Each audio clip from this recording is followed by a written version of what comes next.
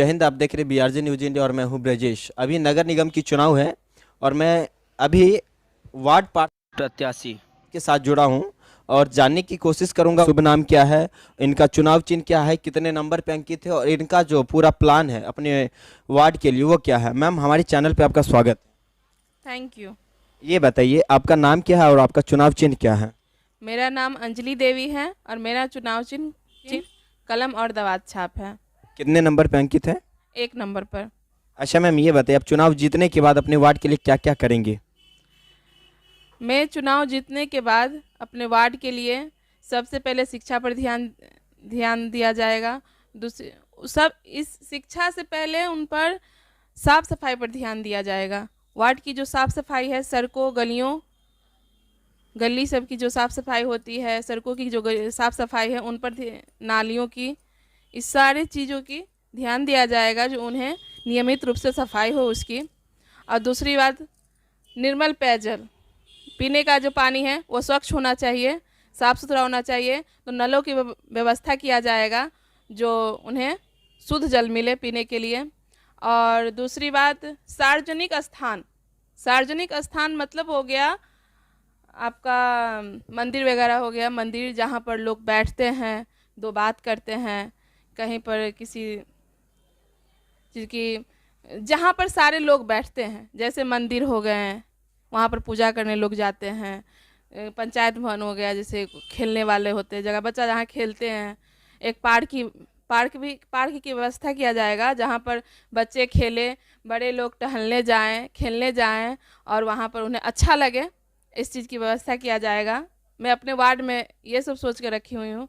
दूसरी बात, मैं अपने वार्ड में जन वितरण प्रणाली जो होती है उस पर खास कर इस पर ध्यान दिया जाएगा। उसमें ध्यान यही दिया जाएगा कि ऐसे बहुत सारे महिलाएं हैं, बहुत सारे ऐसे लोग हैं जिनके पास राशन कार्ड नहीं है, तो उन्हें उस चीज़ की सुविधा दिलाई जाएगी। राशन कार्ड नहीं है, जिनको राशन मिलता नहीं है, वो उनका हक है, वो मेरा कोशिश रहेगा जो मैं उन्हें दिलाऊं। और दूसरी बात है कि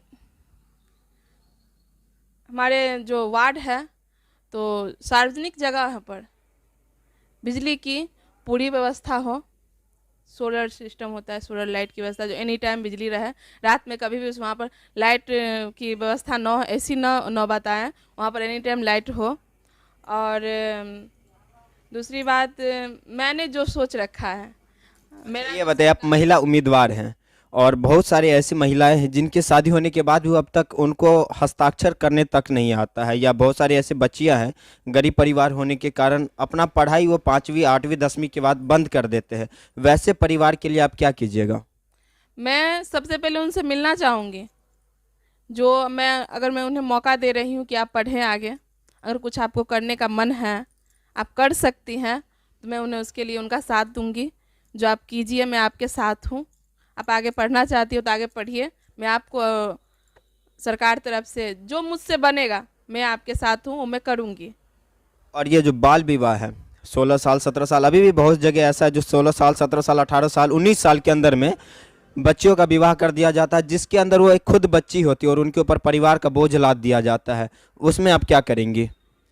मैं उसमें सबसे पहले उन्हें इस बात को समझाऊंगी, एक संगठन बैठाकर। मैं अपने वार्ड में एक पहले से क्या कहते हैं, शिकायत भवन, चाहे एक वहाँ पर एक भवन बनाऊंगी जहाँ पर लोग सभी आकर, मैं वहाँ पर बुलवाऊंगी और मैं सभी अपने वार्ड की महिलाओं या पुरुष सभी से बात करना चाहूँगी जो आपके लिए क्या सही है और क्या गलत है। ले लीजिए, आप बाल विवाह को ही ले रहे हैं, उस पर मैं उन पर चर्चा करूँगी। जो आप बाल विवाह मत करवाइए, इससे क्या क्या इससे गलत असर पड़ता है, क्या सही है क्या गलत है, उस चीज़ को मैं वहाँ पर समझाना चाहूँगी और मुझे यकीन है कि वो समझेंगे ज़रूर। और दूसरी बात, आपका इस समाज सेवा में रुचि कैसे आया।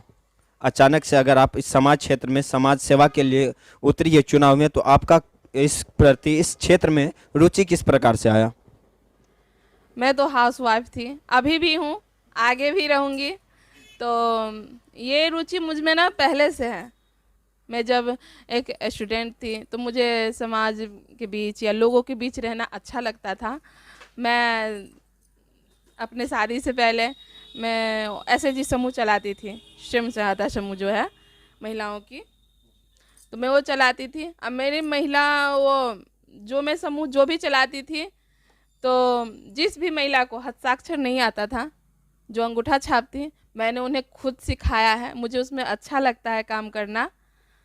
मैं अपने समाज के बीच रहना, उनके लिए कुछ अच्छा करना मुझे अच्छा लगता है। और मैं शुरू से ही इस चीज़ में रुचि रखती हूँ, करना अच्छा लगता है। तो इसलिए मैं इस चीज़ को अपना एम बना चुकी हूँ कि आगे भी लाइफ में अगर मुझे मौका मिले तो ये मैं ज़रूर करना चाहूँगी, मेरा सपना है।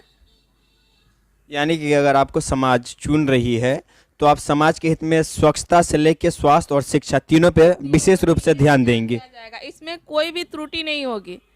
मुझे अगर मौका मिले, अगर मेरी वार्ड की माँ बहन जो मेरी जनता है मेरे वार्ड में, वो मुझे मौका दें समाज सेवी करने के लिए, तो मैं उन्हें विश्वास दिलाती हूँ दिल से कि मैं उन्हें पूरी तरह से इस चीज़ पे खड़ा उतरूँगी।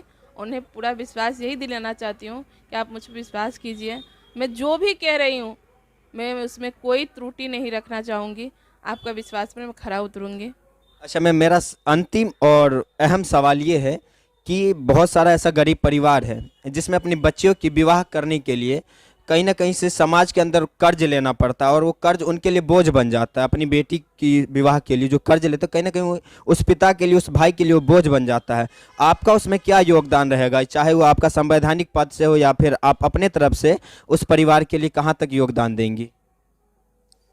मैं विवाह संबंधित अपने वार्ड में सबसे पहले मैं विवाह भवन बनवाना चाहूँगी एक ठो। अब देखते हैं ना, अब जगहों की कमी हो गई है। पहले होता था ना समाज में कि लोगों के पास इतना बड़ा बड़ा दूरा रहता था, तो उस दूरा पर और टेंट वगैरह होता था, शादी वगैरह होती थी। तो मैंने जब ये इस वार्ड में मैंने भ्रमण किया है, तो मैंने एक ही चीज़ देखा है कि किन्हीं के जगह पर वैसा जगह नहीं रहेगी जो शादी विवाह हो सके। तो मैं एक विवाह भवन बनवाऊँगी अपने वार्ड के लिए, जो जिनके पास जगह नहीं है तो अपने निश्चित रूप से उसमें निश्चिंत होकर उसमें अपने बच्चों की शादी कर सकते हैं। पूजा वगैरह जो होता है, पूजा चाहे भंडार जो भी, मैं अपने समाज के लिए वो करना चाहूँगी। और दूसरी बात, इसमें योगदान मुझसे जितना हो सकता है, योगदान जिस तरह से भी मैं अपने पूरे तन मन धन तीनों लगा दूँगी कि मैं अपने वार्ड की हूँ, बस उनकी बनकर रहना चाहती हूँ। मैम का सीधा कहना है कि अगर ये अपने वार्ड में अगर इनकी जनता इनको चुनती है तो ये बेटी के विवाह से लेके स्वास्थ्य, शिक्षा और स्वच्छता सब पे ध्यान देंगी। बहुत अच्छा लगा इनसे बात करके और इस चुनाव के दौर में हम अलग अलग प्रत्याशी से और जुड़ने की कोशिश करेंगे और ग्रामीणों से भी जुड़ने की कोशिश करेंगे कि ग्रामीण अपने प्रतिनिधि के बारे में क्या सोचती है और प्रतिनिधि अपने ग्रामीण के बारे में क्या सोचते हैं। आप देख रहे थे BRJ न्यूज़ इंडिया, मैं ब्रजेश। जय हिंद।